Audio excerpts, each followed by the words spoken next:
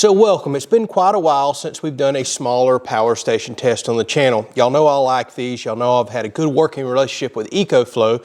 So they asked would I be willing to test the new River 2 Pro. I said absolutely, because without a doubt, my favorite mid-size to small size portable power station I have ever owned is the original Ecoflow River Pro right here. It's also time we review something a little smaller and a little more affordable. We've been doing really large stuff here lately, and I know a lot of y'all van camp and do some other things are looking for a small, more affordable power station. So disclaimer, Ecoflow is not paying me to make this review. I just have a good working relationship with them. But if you do use the link down in the description, the channel gets a very small commission so we can make videos like this, and it doesn't cost you a dime extra.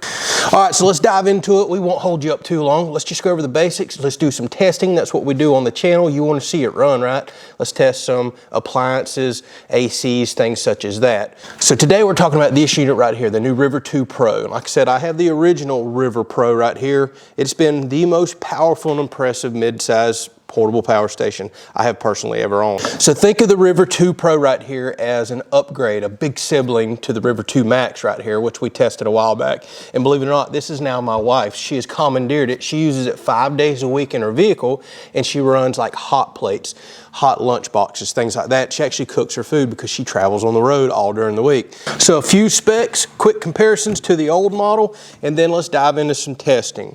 So the original model was 600 watts continuous. We've now been upgraded to 800 watts continuous right here.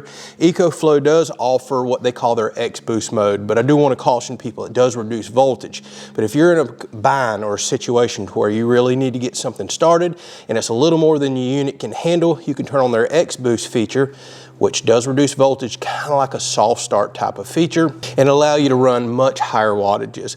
But just keep in mind the 800 watt continuous range is where you really want to operate here. So heck of an improvement to go from 600 watts to the new model doing 800 watts. You also have a little more battery capacity in the new model, 768 watt hours. That's quite a bit. If you're trying to run a CPAP at night, you know, through a power outage and things like that, you can probably do it off a machine like this. For example, we actually have a BiPAP or CPAP here. I've tested it, it pulls about 40 watts. So you can take the capacity of this minus some conversion losses and divide it by your equipment's wattage rating. So 768 watts divided by 40. Well, yeah, as you can see, you can run a long time. But again, there is conversion losses going from the battery through the inverter out to the equipment. So it'll be a little less run time than that. So the other big improvement between the two is solar input. A lot of people use portable solar panels and charge these up. We'll test some of that today. 12 amps right here on this unit. This one went to 13, but the big improvement from 25 volts, which pretty much kept you at a single solar panel. This one now handles 50 volts or up to 220 watts. So we're gonna try 2 of my 100 watt panels, which is gonna put us right at the 50 volt max of this, and see how we can charge it up right there and make sure that it handles it. All right, if we take a look right here on the front, you get 3 USB charging ports plus a USB-C 100 watt port if you really want to fast charge something. Here's your power button to turn the screen on. It gives you basic information like how many hours or minutes to charge, how many hours or minutes to discharge depending on the load that you have in, your input wattage for charging, your output wattage for whatever device you're running, 2 12 volt barrel ports right there, your typical cigarette lighter that we all see, so you can run like a 12 volt fridge or something like that, and then 4 120 volt outlets. So again, you get 800 watts total for those continuous power. So speaking of the charging, that's what Ecoflow's kind of always been known for. They have some of the fastest charging there is. I'm gonna show you a picture I just snapped here while I was charging this. It was pulling in high 800s, almost 900 watts from the wall for charging, which means you can charge a device like this from 0 back to 100 in just a little over an hour. I mean, it's super quick recharging. If you got a storm coming or you're about to take a little trip, you want to throw it in the vehicle, run to the beach, things like that, that's what these are most useful for. All right, so enough of that. Let's first of all make sure that it'll do the 800 watt output that it claims. We're going to run right up to that, make sure there's no overheating, no issues, and then the appliance test. Everybody always wants to see, well, can this run like a compressor on a freezer or refrigerator? What about a window unit? I always try that stuff as well. And then we'll test that solar like I was telling you about. Maybe plug a power tool or 2 in. So let's get after it. All right, so we're gonna stay zoomed right into the screen right there. I'm gonna start out with my heat gun. This should pull plenty of power to actually trip this unit. But let's see if we can get close to the max setting there. Turn on our 120 volt output and let's start out on low. Ooh, 797 watts. So talk about maxing the unit out. This is perfect for doing this test. So that's a heck of a lot of current draw right there coming out of this heat gun. I'm gonna go into high, which should go well above its max rating. And I do expect an overload to trip, but let's see what this can handle. 1240 watts right there off the get-go. Now we're running over 800. Surprisingly, high is not pulling much more power, but we are going over the rating. 805 watts and holding. I'm not seeing any issues here. No trips, no overloading, and it handled that 1250 watt surge without tripping as well.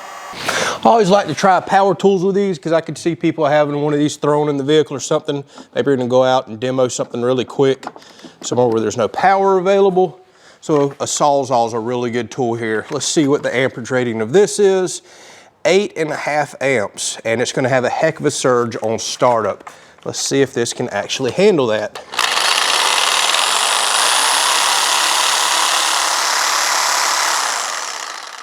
So we went up well over 600 watts. I'm trying to see what the initial surge is. 1,017 watts whenever I first pulled the trigger. So this unit's doing really, really well on handling surges. Excuse my messy workbench. We're gonna plug my wall fan in here. A lot of people will use something like this, like say at an event, or if you're running a booth somewhere. And a lot of people run fans. So let's put this on low, which is typically how I run it in the shop. See how long it's saying we could actually run this type of a fan.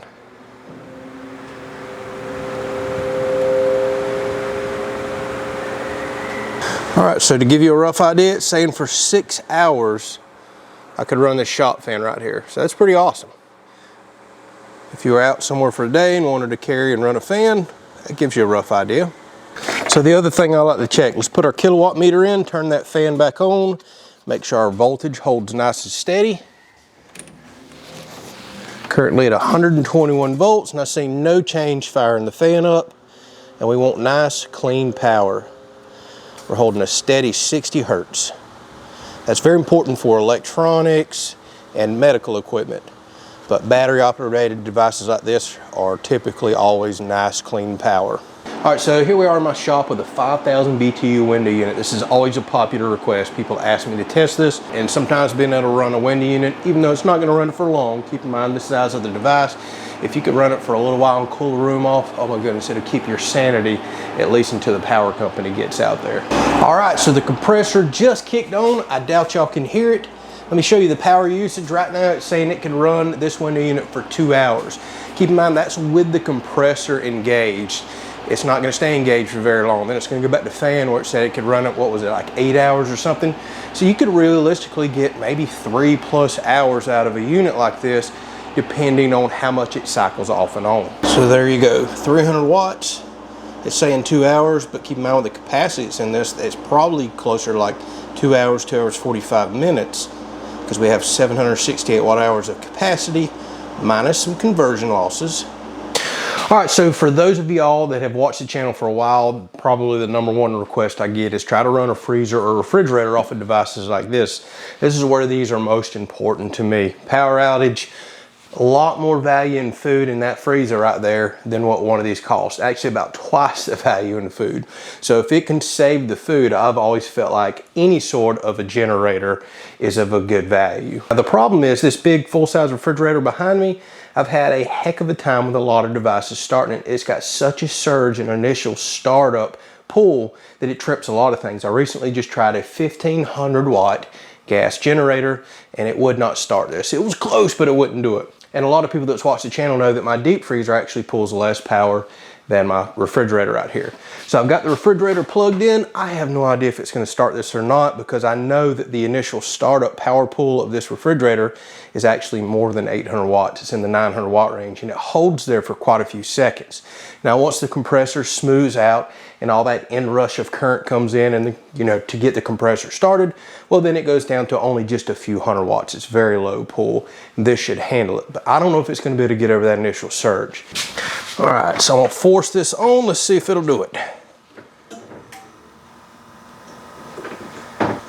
All right, it went into overload.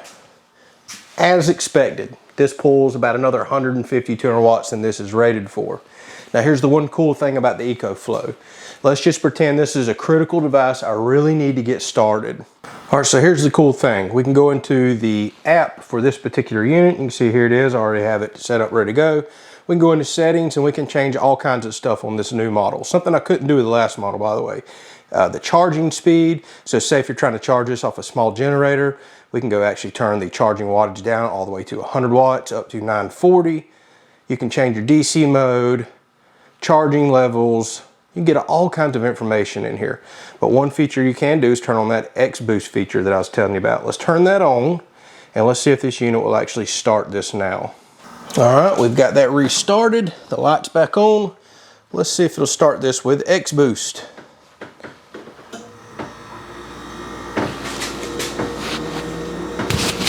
It did.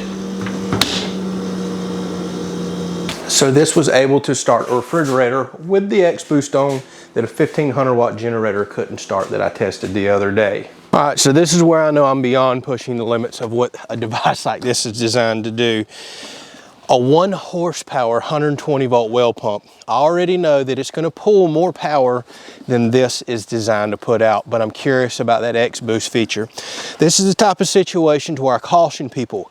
Cooled motors and wound motors, I don't think I'd be running them at reduced voltage for very long, but this is also the exact type of thing that I can think of. If you're in an emergency situation, power's out, water, the most critical thing there is in life.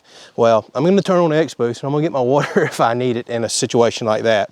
I will be highly, and I mean highly impressed if this starts a 1 horsepower well pump. Oh, it tried. It tried. As soon as it started to kick on, it put it into overload. But hey, we got to test these things to find the limit, right? Already knew I was asking too much. All right, for the next test, let's test some solar. You can see we're behind my solar array here. And let's don't forget, we can do up to 50 volts and 13 amps on this unit. These are 5 amp panels and they're around 24, right at 25 volts a piece, open circuit voltage. There's a tag right here on the back that give you that information. So I can either do two things. I can put 2 positives and 2 negatives together off of each panel, which raises my amperage whenever you do that. That's called doing parallel. That would keep me at 25 volts, 10 amps. The unit can handle that no problem, still gets me 200 watts. The other option is I can hook a positive and a negative together off of each separate panel. It's called doing series right there. That raises your voltage. Now that'll put me up to around 48 volts, which this unit's supposed to handle, but that keeps your amperage the same, 5 amps, 2 5 amp panels. So whenever you series positive and negative together from a couple separate panels, voltage goes up, amperage stays the same. Whenever you parallel positive and positive together, negative and negative together, and then combine them with a combiner to run out to the unit, well, that increases your amperage. So I don't know how well this camera is going to focus with the glare, but we're getting 190, I've seen 198 watts, 191, 190, 93. So we're right at the 200 watt max out of these panels, and we're not even midday yet. The good news is, I know we're right around 48 volts. The unit's handling it just fine. I don't see any issues. And it's telling us, hey, it's going to be charged in 13 minutes. I should also mention that Ecoflow has a selection of fold-out portable panels. I actually have a set, but they're a little bit too large for a unit of this size. I'll put a link down in the description if you'd like to go look at a set that is perfect for a unit this size. All right, so hopefully you enjoyed that quick little review. You've seen several things it can run and, well, one bigger thing it can't. which was understandable. So if you're in the market for a little portable power station to run your medical equipment through the night, you see that it can run a refrigerator. Mine's very power hungry. It's not new and energy efficient. Maybe you just want to run a window unit, some television, satellite TV, charge phones, run fans, things such as that. That's where these devices really shine. Not to mention those of you that camp or van camp, run an off-road vehicle. These are excellent for having some, well, convenience while off out on the trail. Thanks Ecoflow for sending it out. I enjoyed it. I think it's a good improvement over the original model. Better solar capability, more powerful, and a little bit bigger battery. What's not to like?